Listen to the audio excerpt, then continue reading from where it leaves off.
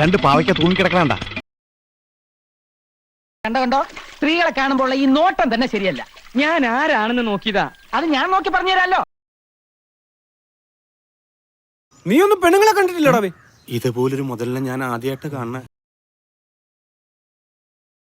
ആ മുഖത്ത് എഴുതി വെച്ചിട്ടുണ്ട്, ആർക്കും വാരിക്കോരി കൊടുക്കുന്നവളാണ്.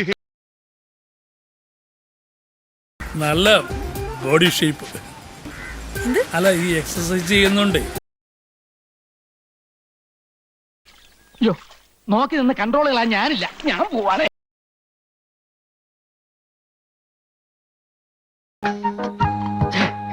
നീ ഇങ്ങനെ സങ്കല്പിച്ച് ഓരോന്നും വിളക്ക പിടിച്ച് സുഖിച്ചിരുന്നോടാ.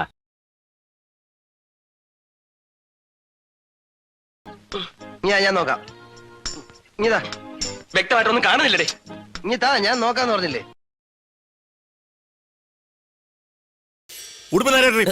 Sorry sir. നല്ല ബെസ്റ്റ് ചേർച്ച.